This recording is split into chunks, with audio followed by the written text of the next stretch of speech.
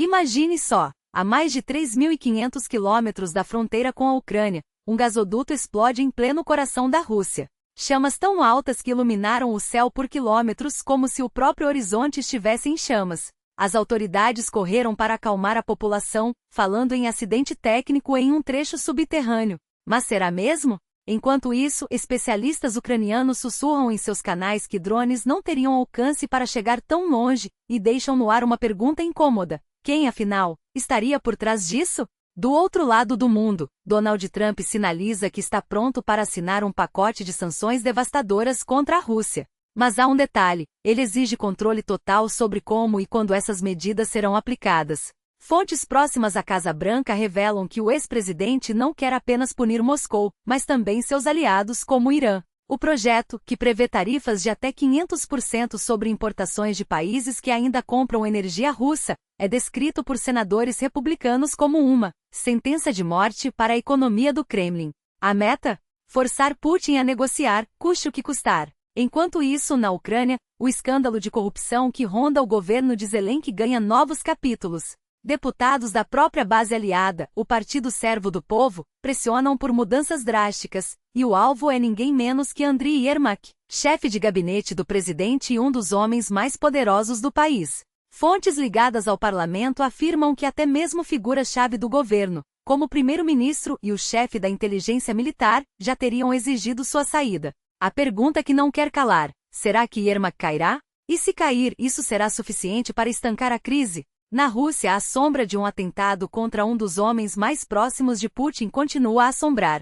A FSB alega ter desarticulado um plano para explodir uma urna decorativa durante uma cerimônia fúnebre, visando justamente um alto funcionário, que, segundo rumores, seria ninguém menos que o ex-ministro da Defesa, Sergei Shoigu. 3 suspeitos foram presos, um casal russo e um imigrante da Ásia Central, todos acusados de agir a mando dos serviços secretos ucranianos. Mas a pergunta persiste: por que tantos atentados frustrados de uma só vez?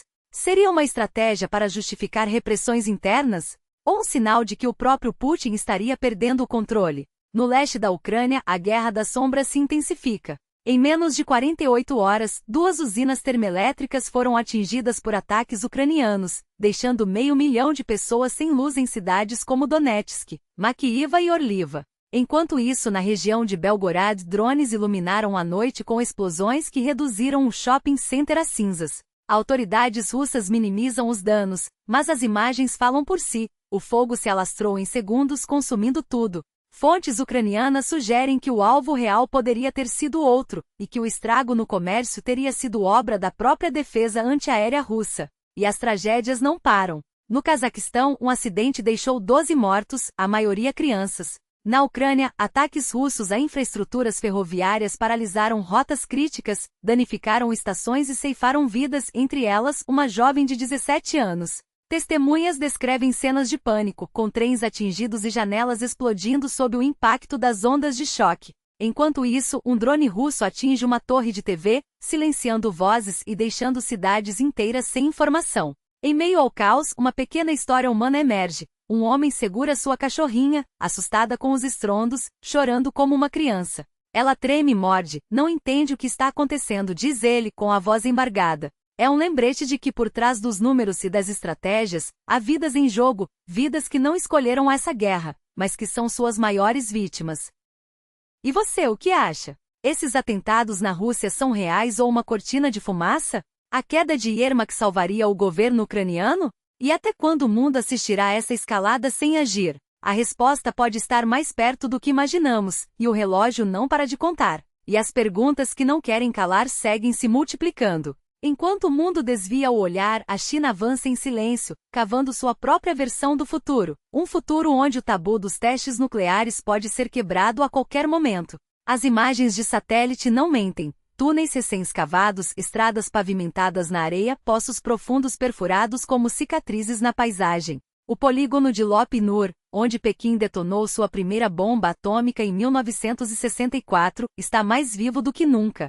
Especialistas alertam: os preparativos não são rotina, são um sinal. Um sinal de que a corrida armamentista não é coisa do passado, mas uma realidade que se acelera enquanto dormimos. E enquanto isso, a Rússia afunda em suas próprias contradições.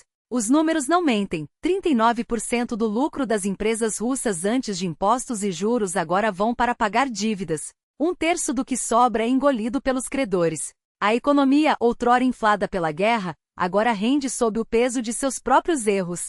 O que aconteceu? A resposta é simples: sanções que mordem, gastos militares que sangram o país e uma liderança que insiste em tapar o sol com a peneira.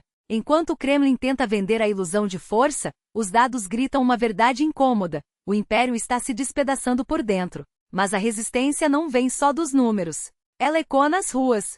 Na Eslováquia, milhares tomaram as praças para dizer basta. Basta de concessões a Moscou, basta de retrocessos. A Praça da Liberdade, em Bratislava, voltou a ser o que sempre foi, um símbolo de que a história não se repete sem luta. Os cartazes, os gritos, a memória viva da Revolução de Veludo, tudo ali para lembrar que a democracia não é um presente, mas uma conquista diária. E que quando os governantes esquecem disso, o povo está pronto para lembrá-los. Enquanto isso, no outro extremo do mundo, Dubai ergue mais um monumento à ambição humana. O novo gigante de 377 metros não é apenas um hotel, é uma declaração. Uma prova de que mesmo em tempos sombrios, há quem ainda acredite em construir, em sonhar alto e em desafiar os limites. Com seus 82 andares, piscinas suspensas e vistas que roubam o fôlego, o edifício é um lembrete de que o progresso não espera por ninguém. Mas será que o mundo está pronto para aprender com esses contrastes? De um lado, a sombra da guerra e da destruição, de outro, a luz da inovação e da ousadia. A pergunta que fica é: até quando vamos escolher o silêncio? Até quando vamos assistir a essa escalada sem agir? As respostas estão nas nossas mãos, nos nossos cliques, nos nossos compartilhamentos, nas nossas vozes. Porque no fim das contas a história não é escrita pelos poderosos, mas por aqueles que se recusam a ser espectadores. E você, de que lado quer estar?